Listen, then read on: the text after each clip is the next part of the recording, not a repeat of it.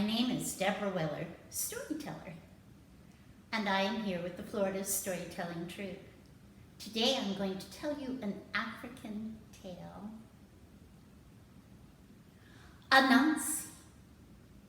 Anansi could be both man and spider. And on this day he was man, and he walked around the village. And when the children saw him, they said, "Anansi, we want stories. Where are the stories?" And Anansi thought and said, "I shall have to go see Sky God." He walked away from the children and changed himself into a spider. And he spun a web, a ladder web, all the way up through the clouds. And he climbed it until he came to the palace of Naimi, the Sky God. And when he stood before Naimi, the Sky God, Naimi just laughed. Wait, little man, why are you here?" "Naimi, I have come to request the stories for the children in the village." "My stories are not for sale. My stories are in this box beneath my throne. But if you bring me Osipo the leopard with the terrible teeth, Momboro the hornet that stings like fire, and Moesh the fairy that comes dancing, then I will give you the stories for the children." Anansi agreed it was a good deal. And so he climbed down upon the ladder and came back to the earth. He went through the tall grass, and pushed it until he came face to face with Osipo, the leopard with the terrible teeth. And Osipo looked at Anansi the man now and said, "I should like to eat you for lunch." And Anansi said, "Oh, wait, Osipo, I thought you would like to play a game first." "I have a game. It's called the binding game. And if I take this vine in my hand, I can bind your paws, and then when I'm done binding you, you may bind me." "Okay, sounds fair to me." So Osipo the leopard laid upon the dirt and put his paws in the air, and Anansi bound him with the vine, first his back legs and then his front legs, and then he pulled it tight. And he spun a web as a spider all the way around Osipo and pulled and tugged and pulled and tugged and put him beneath a tree in the shade. Next he went off to find Momboro, the hornet that stings like fire.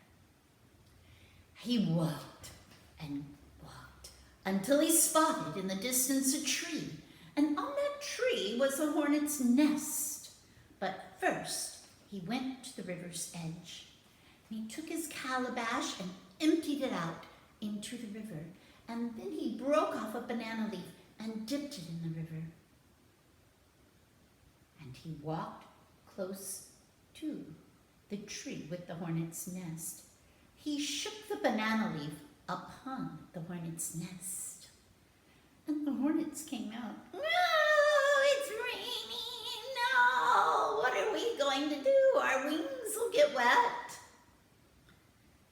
And Anansi announced, "Come into my calabash. It's dry, and there you'll be safe." And so they all flew into the calabash, and he took the stopper and stopped it up.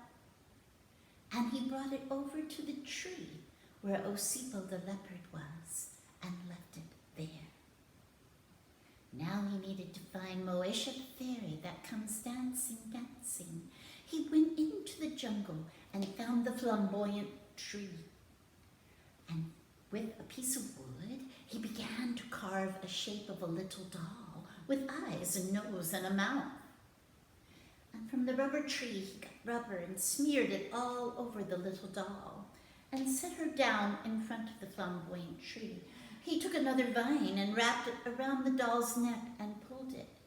Then he carved a little bowl and found some yams and mashed them and set that in front of the doll. And then Anansi, holding onto the vine, snuck behind the flamboyant tree to hide. And it wasn't long before Moesha the fairy came dancing, dancing, dancing. And when she saw the little doll and the bowl of yams, she said, "Ah, little doll, I see that you have made yams for me." And little doll shook her head because Anansi was pulling on the vine.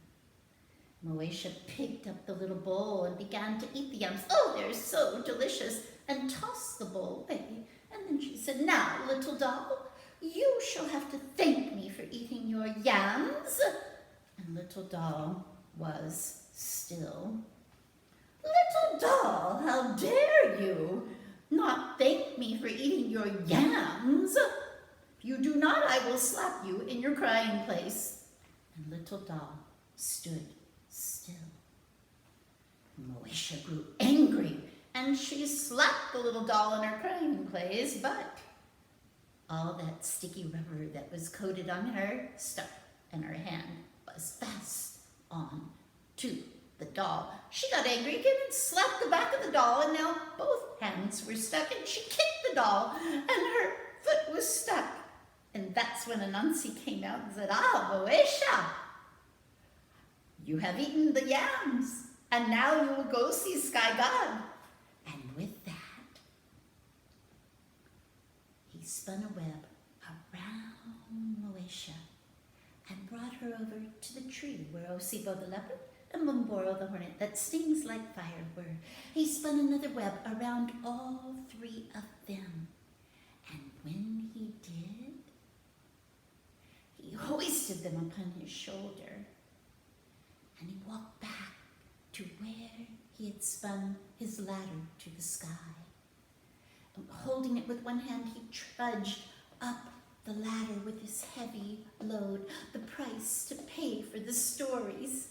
And when he came to the palace of the Sky God, he set the price of the stories upon the ground in front of Naimi's throne. And when Naimi saw it, "Oh, I'm so surprised, little man. Ha, you brought me Osipo the leopard with the terrible teeth, Mumboro the hornet that stings like fire, Moesha the fairy that comes dancing, dancing.